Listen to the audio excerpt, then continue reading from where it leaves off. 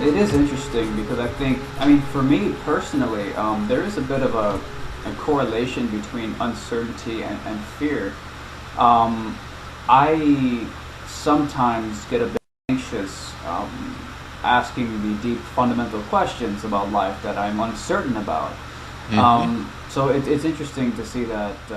There's a big connection between uncertainty and fear. Most of what we call belief is like ego. It's part of the problem. It's not part of the solution. And most of the belief we get into has to do with fear. Fear of uncertainty. It makes us fearful because we want to control. We want to know, because if there are things out there happening that we don't know about, feel vulnerable, you see. That's a fear. Vulnerable and not knowing and not being able to control it if we do know it, that makes us fearful. And then we make up beliefs. Well, I don't know how this started, but it must have started elsewhere. So how did that happen? If I don't know, and we depend on it, just like bacteria depend on that magic source of food that comes down a tube.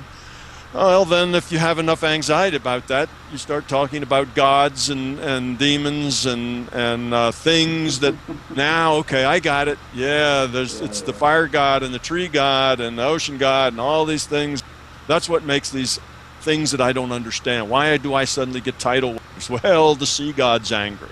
All right, that explains it. You see, now I feel better.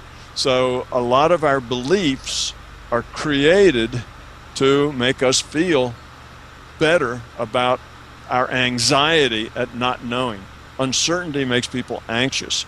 And you'll find that a great deal of what bothers you in life will just go away when you finally get the meaning of this little phrase, live gracefully with uncertainty.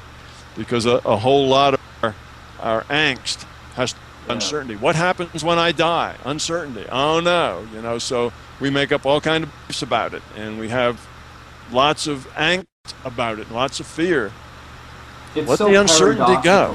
It's so paradoxical how it all works. Like the impulse to want to control, a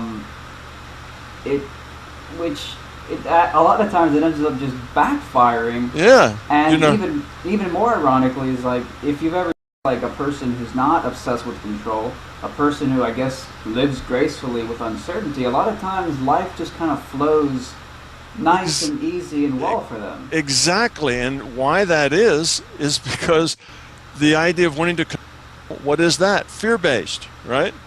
All right, let's say that I'm right and this is a reality where what we are supposed to do here, our purpose, is to let go of fear. Okay? It's to get rid of the fear and get rid of the belief. So here you are with control. That makes you working against the purpose of the whole reality, right? You're going backwards. You're trying to de-evolve. You're not being part of the solution. You're being part of the problem. And what happens? Well, what's your feedback for screwing up? What's your feedback for not doing what you're supposed to do in a reality? Pain, usually. Things don't work right. And you will find that the more you try to control your life, the less you will have control of your life. The more it gets away from you, the more frustrated you get. And when you just let that go and live gracefully with uncertainty, what happens? Life is sweet.